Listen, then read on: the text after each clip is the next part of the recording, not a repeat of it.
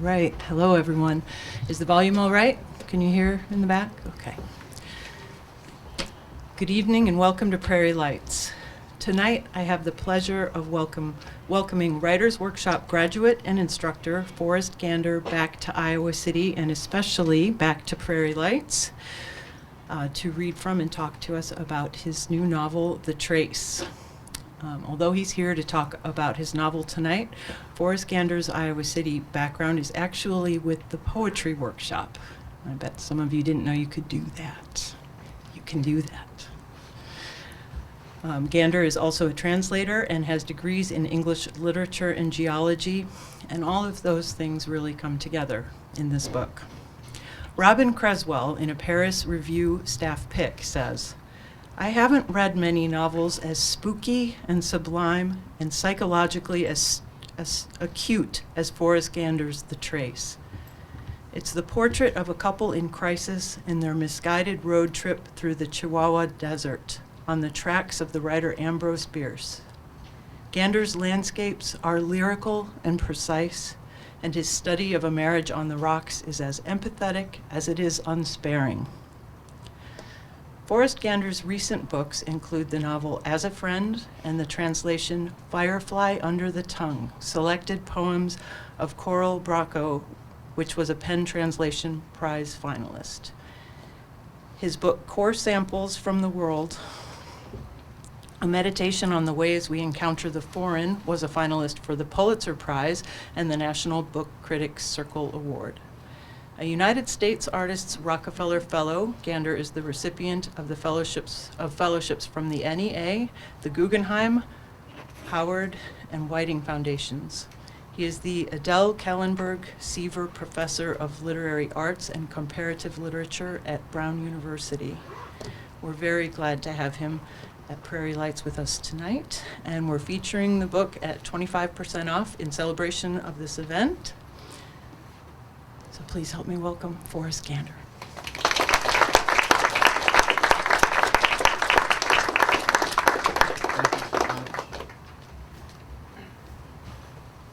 I wish in the future it'd be really nice to be introduced just in terms of like Forrest Gander's friends include, and then, you know, instead of like awards or that stuff, which matters much less than friendships. I'm really glad to be here with and see some friends that I care about a lot. So this book has outsold 50 Shades of Grey in Marfa, Texas.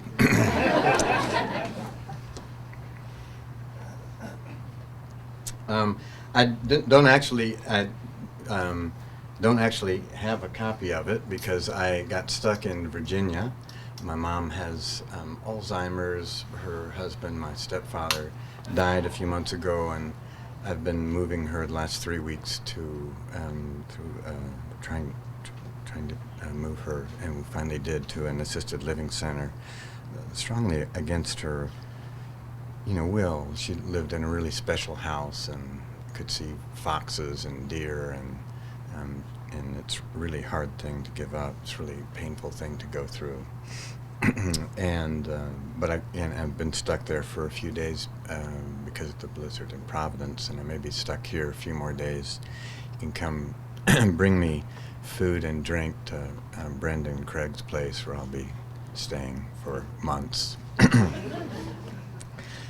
There was a nice little review of this book in the Gazette today, and it reminded me of a paragraph I haven't read from it, but I think I'm going to start with that paragraph. The book concerns a couple, a man who's doing some research for a book on the Civil War writer Ambrose Bierce, who at the height of his fame, at like 74, gets on a horse and rides into Mexico to interview Pancho Villa, because it's the beginning, second year of the Mexican Civil War. But he doesn't speak any Spanish, and he's a pretty big drinker.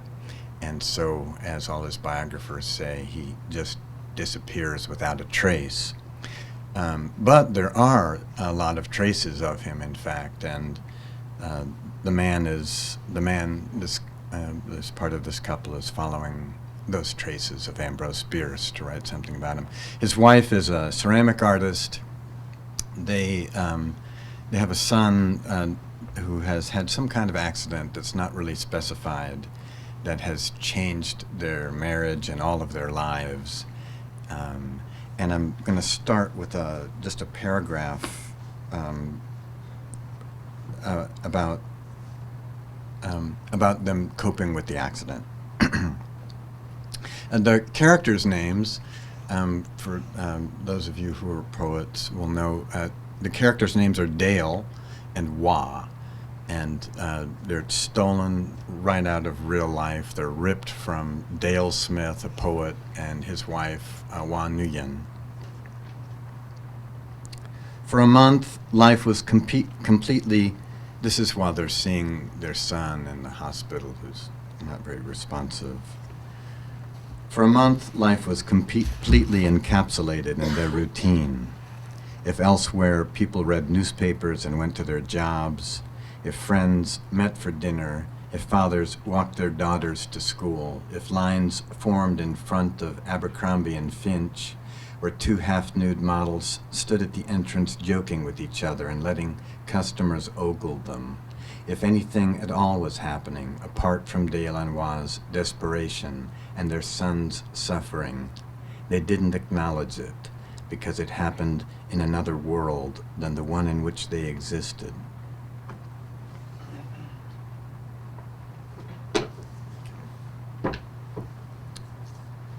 Until their son's accident, and I'll read for about 18 minutes and then take some questions, if there are.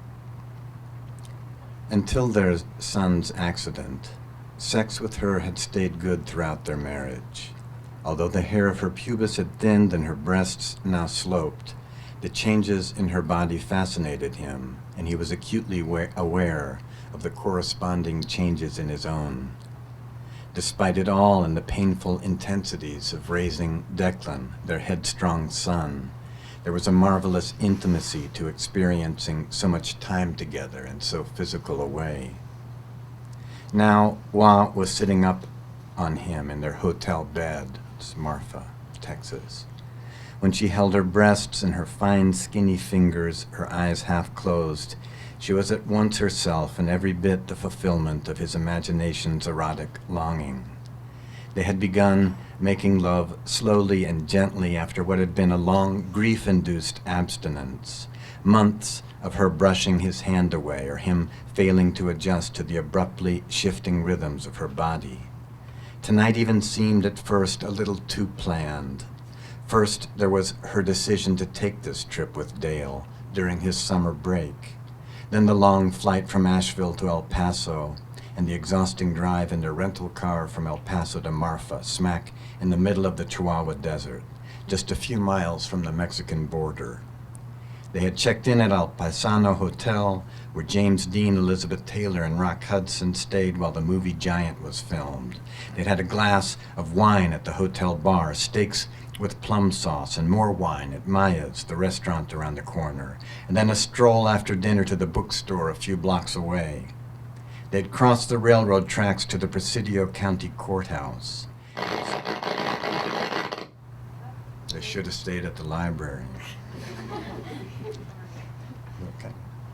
They had crossed the railroad tracks to the Presidio County Courthouse. It was too dark to find the pair of screech owls they heard calling each other.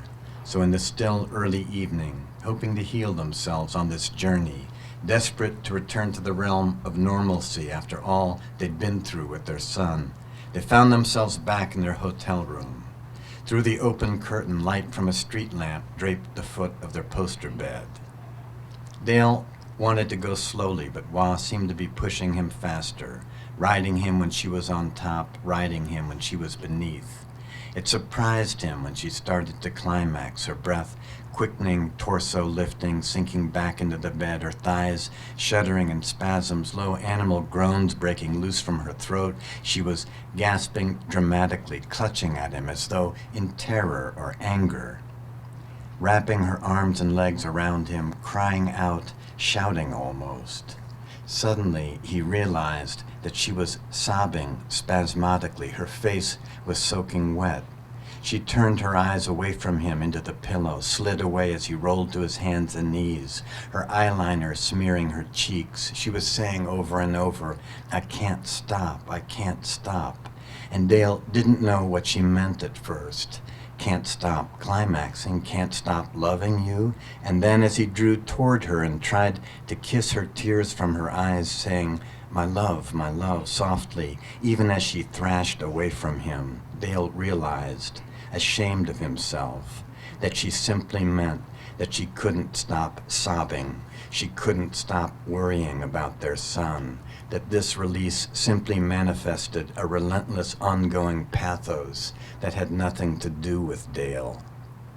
For 20 minutes they were silent and awake and side by side, separate in their breathing. If he were James Dean, Dale thought he'd be smoking a cigarette. Wah rolled out of bed and began to dress. It was almost 10. The door to the room next to theirs opened and shut, and they heard voices and then a TV through the wall. Dale. She was putting on her blouse, once more in control of her breath. You're not going to sleep, are you? A touch of mischievousness edged into her voice. Denial. They were not going to talk about what had just happened. She was pushing through it. His eyes were closed, but he could visualize the twist in her smile, her widening eyes. This is how it had been going for months, as though she were stalled, unable to get her life on track again. The depression would slide its hands over Wah's shoulders and shove her under its fathomless water for days at a time. Dale would find her incommunicable, lying on the couch, surrounded by pillows and unread magazines. At night she drank too much wine and took too many pills. Then something would click and Wah would manage to reach through the devastation to some kernel of resiliency. She breached the black water and made contact with Dale, with her ceramic work, with their friends. She would be laughing on the phone, losing track of time in her studio, or cooking up a fragrant spaghetti with Greek olives and loads of garlic. But the intervals between her obliterations and recoveries had become shorter these last weeks. Dale wasn't sure if that was good or not. The road trip was risky, he thought.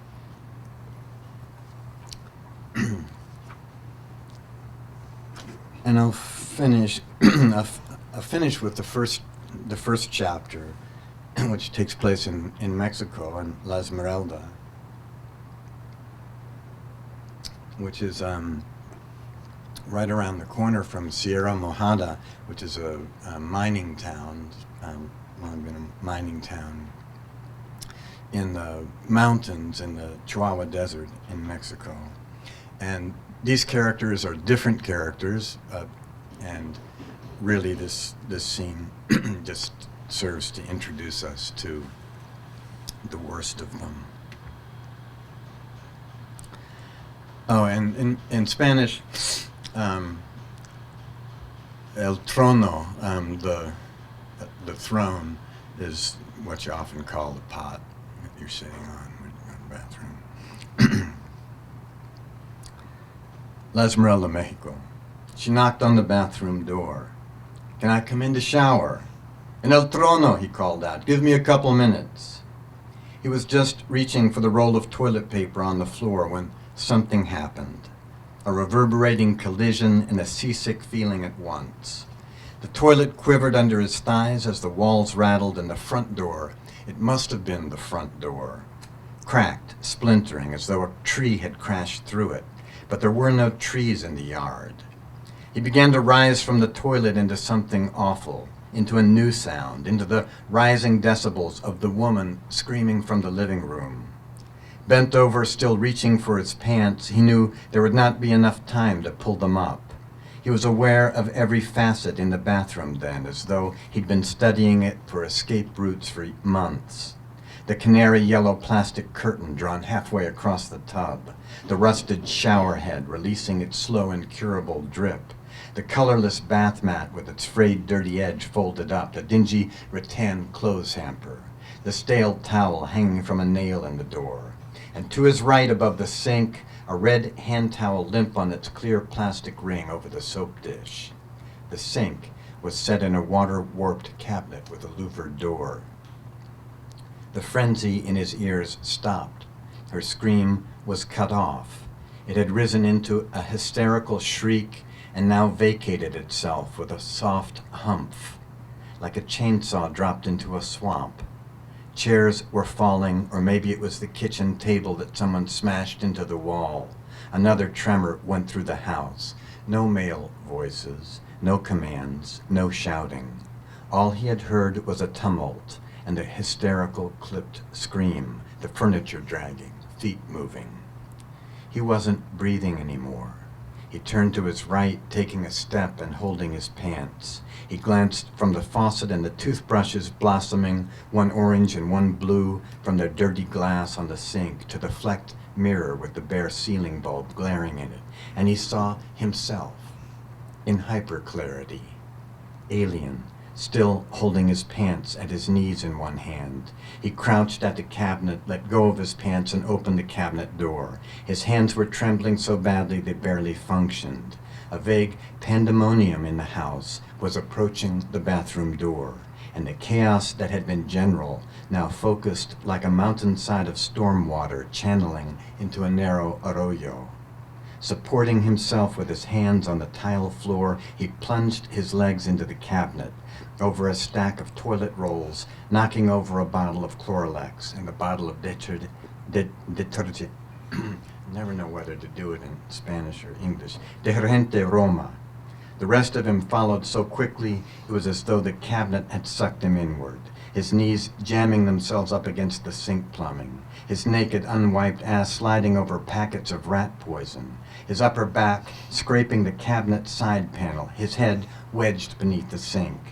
With his fingers at its lower edge, he closed the cabinet door just as the bathroom door banged open. In slatted half-darkness, he put his left hand down onto the cabinet floor. It was wet. The Relics had spilled and the fumes were burning his eyes. He closed them, aware of several bodies entering the bathroom, saying nothing, creepily silent. He no longer heard the woman. He didn't feel her breathing in the other room. He didn't feel her in the world anymore. Cramped in place with Relics, detergent stench and damp rot in his nose, he froze. Outside the cabinet, he knew his shit in the toilet was stinking up the bathroom. There might have been a spot of it on the floor. The men must be staring at the cabinet. Where else was he going to be? A set of boot steps, slow but springy, crossed the threshold into the bathroom. They halted a few feet in front of the sink. Nothing, no sound.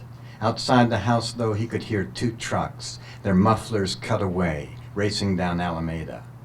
Then this last set of boots came forward, stopping inches from the cabinet. He squeezed his eyes and could visualize the man, whoever it was, looking at himself in the toothpaste-flecked mirror. But he was wrong. The man had squatted. The cabinet door opened quickly. He didn't breathe. He didn't move. Although he'd been looking at nothing before, now he was aware of the knees and torso of a hunkered man whose jeans rose above the white rooster stitching of his black boots. He was sure he hadn't even shifted his head, but his eyes must have opened on their own. He was looking at the strangest thing he would see for the brief remainder of his life. The man squatting before him had an enraged, flushed expression, and his face, his whole head, was bobbing in the weirdest way, uncontrollably, like an ornament on the hood of a car going over a bad road. The head-bobbing man's mouth opened, and he hissed something in English, asking something, but it didn't make any sense. So, you a Redskins fan, huh? Nice. We open it.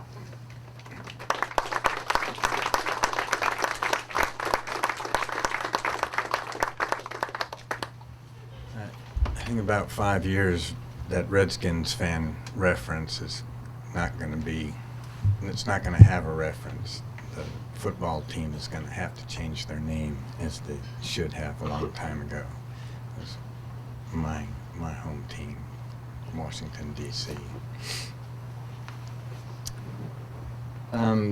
So that was my contribution. Do you have any comments or? Yes, if you have things any to throw? questions for Forrest Gander, raise your hand and I'll bring the microphone over to you so your question is picked up on the live stream. Now, this journey that Dale and Hua set out upon is a retracing of the steps of Ambrose Bierce. So in a way, it's a research trip for something Dale is doing, but it also seems like kind of a pilgrimage. It's a pilgrimage, and it's also a way of immersing themselves in someone else's pain so they can get through their own. And the mystery of someone's disappearance matches the mystery of their son's disappearance. And so that's a kind of parallel also. Well, and there are also multiple stories to what could have happened to Ambrose. And I just wonder what you, as a person, think of that human urge for people to have that air of mystery and the possibility of endings. Yeah. So that's, and that whole question is very connected to Latin American history. There's a beautiful movie called Nostalgia for the Light about the women who now, 25, 30 years after Pinochet's reign of terror in Chile, when thousands of people disappeared and were blown up and burned up and distributed in the desert, the people that love them 30 years later are walking the desert trying to find the remains, because it's really hard to just accept that someone's missing completely, which is the same case with the current situation with the 43 Mexican students, that all of the manifestos that my friends have written begin with first, the students must be returned alive, because it hasn't been proved that the students aren't alive. And until that is proved, no one's going to say that it's the facts, especially when everything the police has said has been a lie so far.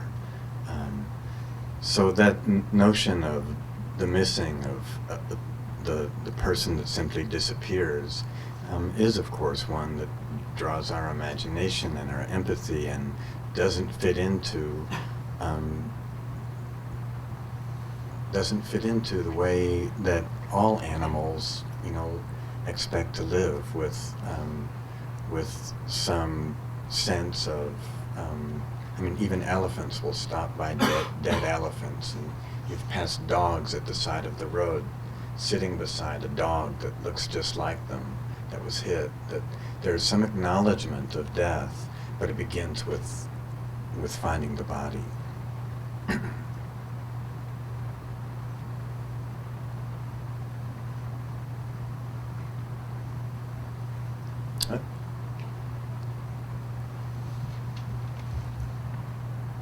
I'm sort of speechless. That was amazing.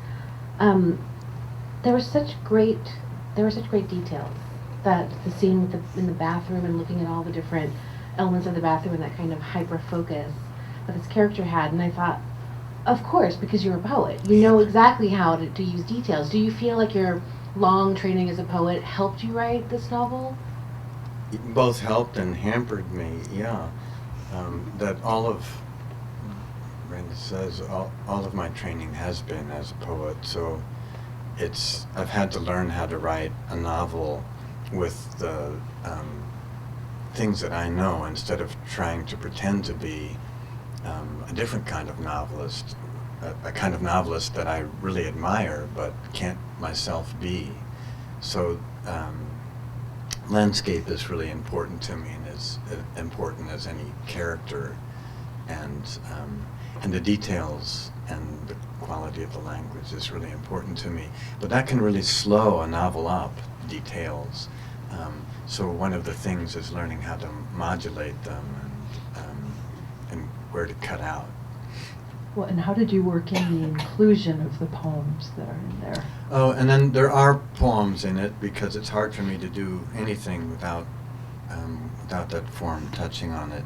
But it also seemed like, so there are poems between chapters that I think serve as like palate cleansers that sort of clear the moment and allow a fresh rhythm and plot development to take place. But it gives you this different ground to stand in at first. Did you, how did you decide where to place them and how that would work? I mean, I understand the end of chapters, but how did you decide which poems to put in which? It took, it took a long time to figure out if they fit at all and where they fit, but intuitively. And again, sort of with that sense of building the larger rhythm that a novel needs. Just to sort of backtrack to Brenda's question, I mean, I think a lot of poets, myself certainly included, dream of writing novels and just think it must be too hard and I don't know how to write so many words. I don't know why, and I know this is your second novel, but why did you decide to start writing novels?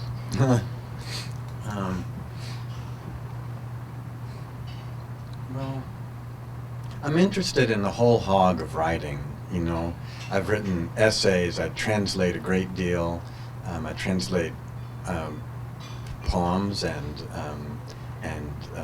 I've translated fiction, translated a little book called Diario de Hepatitis, Diary of Hepatitis by Cesar Aira, an Argentine writer that some of you have probably read. And also, as a writer, I'm least interested in repeating myself. So I want to keep learning different things. And the first time I wrote a novel, it was a very amphibious, kind of creature. And I wanted to see if I could do it a little differently next time. I don't know if I'll write another one, but I also don't know if I'll write another poem. And I'm certainly sick of translations. And I've done a lot of translating the last 3 or 4 years. Did a really wonderful anthology with the great Chilean poet Raúl Zurita, who was in fact tortured by the Pinochet regime, and that became his material. It's something that he could never stop writing about. He's the great, sort of in the lineage of Pablo Neruda, and then there's Nicanor Parra, and then there's Raúl Zurita, who's kind of his great Chilean trio. So I did an anthology of essential Latin American poetry with him, and that was really fun, and I learned a great deal. And then I've also recently translated a Mexican poet who would sort of get categorized maybe here as an eco-poet. He's very attuned. He lives in an isolated part of Cuernavaca, and is very in tune with the stars. He knows all the rocks. He knows the lizards doing push-ups on the rocks outside his house. He knows medicinal plants. And he's very interested in kind of phenomenology and how perception and language and the world impinge on subjectivity. So in his work, the world and his body are constantly exchanging each other. His name is Alfonso de Quino. Terrific Mexican poet. We have a question back here. Hello. Hey. I'm wondering, did you do any? You mentioned earlier traces of Ambrose Bierce, and I'm wondering if you could tell us a little about those traces. I mean, I assume you did some research on him for the novel. So I guess I'm just curious about that process and the relationship with that author. Yeah, in fact, I think Kathleen, you had asked me that too, and I just avoided answering that question. It's so fun. I mean, in Mexico, no matter what happens, you've got a million witnesses, and they've all seen something different. And there's a lot of first-hand witnesses to the death of Ambrose Bierce, and that show. There's a man who, let me tell you just two quick ones. A man gets picked up hitchhiking in like the 1970s. I've got the date in the book. And he gets to talking with the guy who's picked him up hitchhiking, and he says, you know, well, I fought for the Federales in Mexico during the Civil War. He's an old man now. And the guy said, well, that's interesting. You know, what happened? And he said, well, I was at, you know, in Chihuahua City, and Pancho Villa attacked, and we took off, and we had to escape across the river, Rio Bravo, to Presidio, which was an American camp, still an American city, where we thought, you know, we would be taken in. And on his way there, everyone else, all the wealthy people and the other federales are running, you know, running to save their asses and crossing the river.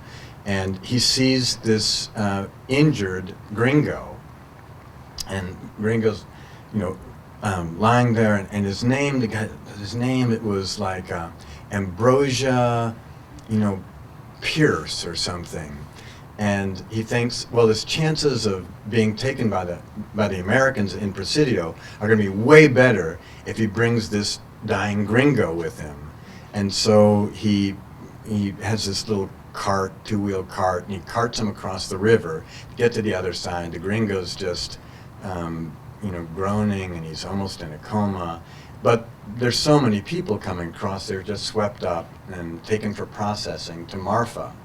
And in Marfa, this gringo dies, and doesn't have any ID. He's an old man. They don't know what to do with him. So with the other people who died of injuries, they bury him in the Marfa cemetery in the Mexican side, which is the old side. So that's one of the ways that there's a, you know, eyewitness of Ambrose Bierce dying. Of course, the guy's shown a photograph of the old Ambrose Bierce. Yeah, that looks exactly like him. That's how I remember him. But he's also seen in the town near La Esmeralda, Sierra Mojada, where there is, in fact, a cenotaph for him, and where I was in touch with the priest, the old priest, who had that area as part of his traveling Catholic circuit. And the oldest man in Sierra Mojada, remembered as a child a man that they called El Ruso, because he had a big white beard and kind of reddish white hair, being taken by federales who weren't in uniform and shot at the cemetery. And that corresponds with other rumors of Ambrose Bierce getting to Sierra Mojada, which has a huge mountain from which he could see the railroad tracks, and Pancho Villa was coming there. He was just there a few days before Villa. And then there's even a letter at one point that someone finds going to see if Ambrose Bierce indeed died there, because the rumor goes out during the war that he does. So an American that's part of the Pancho Villa's band goes up to Sierra Mojada, says he finds two letters addressed to Ambrose Bierce, and that he hears this story of Ambrose Bierce dying there. So this is 1914. And he sends the letters to the embassy in America, but it never gets there, so there's no recording of them. Of course, there's a war going on. There's also World War I going on at this point, so lots of stuff is disappearing. But that's another place where he dies. And if you go visit Sierra Mojada, which is not something I'd recommend right now, you will find in the cemetery there a big cenotaph that says, "Here lies the remains of Ambrose Bierce, famous American writer," in Spanish. Those two of the deaths, but I think I treat 4 of the main ones in the book. So what do you think the importance of relics are to people in storytelling and in just pursuits of truth or pilgrimage or journeys? Well, I don't, what do you think? Well, I think it's really interesting as far as some of it can represent things like truth, like what you were talking about, by putting this monument in the cemetery. This is where he is. You know, it sort of adds credence to the story. But then there are, or the letter, you know, that could be a relic of sort. But then there are other things that could just be anything. I mean, Hua is a potter or a ceramics artist. Okay. That's sort of a creation of relics. She's really interested. In fact, one of the most beautiful relics that, or notion of relic that I know, involves pottery. When I was a geology major, next to the geology building was anthropology building at William & Mary. And there was a theory back then that if you could take an old piece of pottery, say 2,000 years old, maybe it had cracked and you sort of put it together the best you could, and you turned it on like a record player and beamed a laser to it that was very fine, that along those ridges that were made when the original potter 2,000 years ago was turning the pot, and with a cockle shell or a stick was making a groove in the wet clay, that it could have recorded the ambient sound just the way that a record used to be made when we had records. And that if you had a fine enough equipment and laser, you could play that back and hear the woman humming, the dogs barking, children, laughing nearby. It's a beautiful theory. Hasn't quite been proved yet, but I'm working on it. It's called paleoacoustics. People are trying it. And that's a beautiful relic. Of course, the notion that we can connect with what's gone is the most compelling notion. It has to do with mortality and its limits. I was going to ask, too, where your interest in geology came from. Geology, George Oppen says, "The self is no mystery. The mystery is that there's something for us to stand on.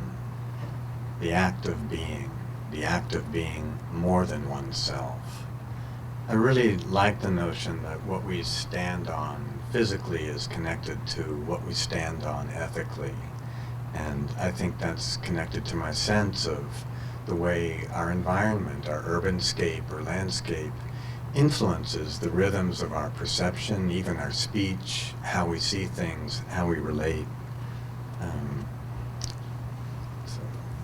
Well, when you were first in college, was that what you set out for, or were you still literature? Which came first? Well, I was raised by women. My father wasn't a part of my life. He was an alcoholic. I didn't pick up a father till my mother remarried when I was towards the end of my high school. And that was a great man. That was a man who just died in August. But I grew up with women, and as the only male in my family, I had a strong sense that, I should get a job and be responsible. And I loved geology and nature, but I was writing all the time too. I actually double majored in English and geology, And the geology was like how I would earn my income.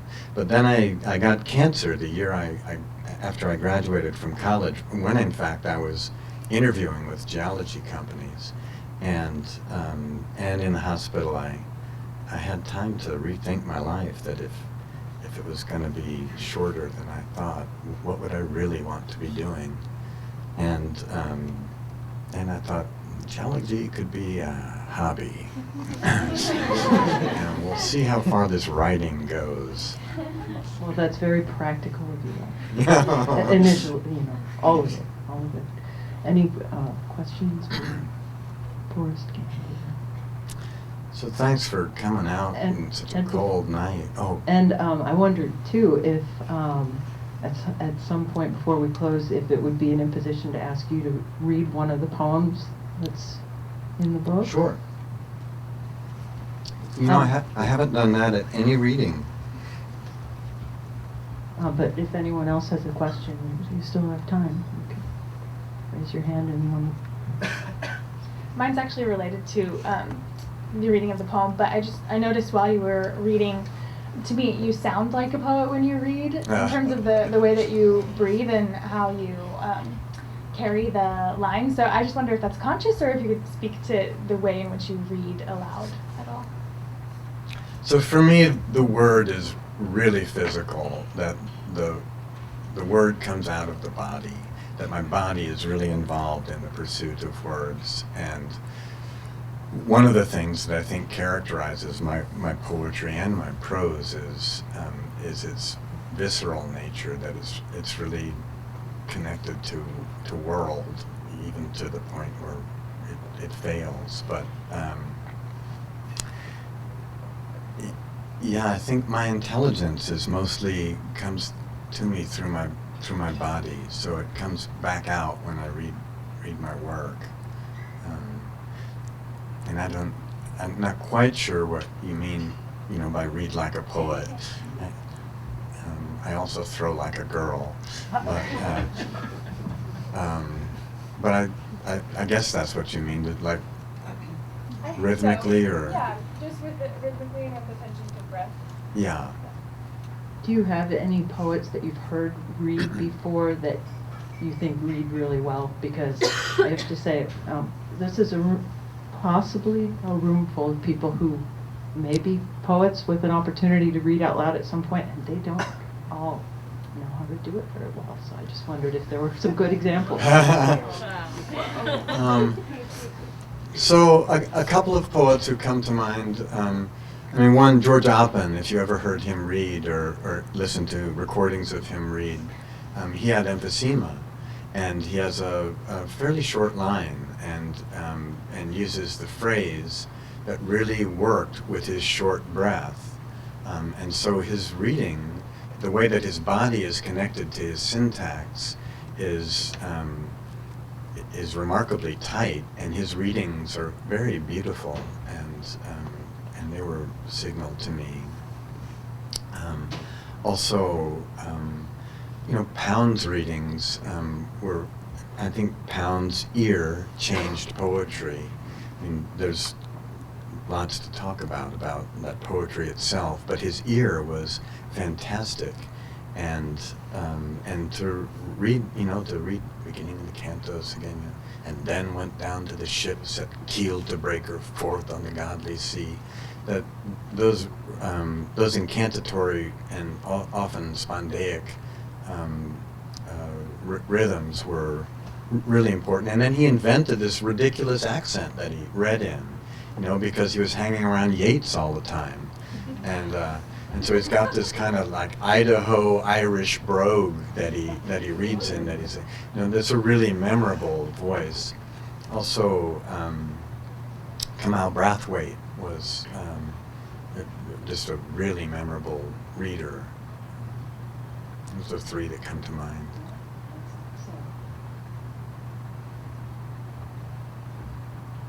All right, well, shall we conclude with the poem? All right.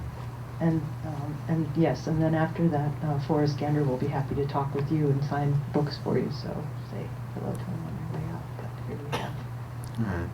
And thank you again for coming out in this ridiculously cold night. The iteration.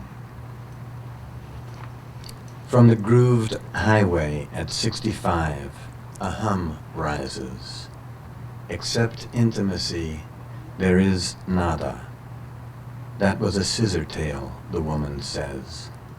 The boy in the back seat stops, blowing his Coke bottle as they pass the mowing machines.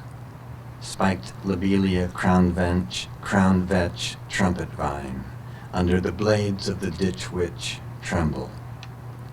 What is the true jelly of an animal, asks the boy, tonguing his tooth on its last string. The woman turns her face, smiling. The skyline jumps over the moon. The man drives with his finger inside her, years of together. The theories were unfit to live on. Only Gadust was given duration. They know that they are naked. Thank you.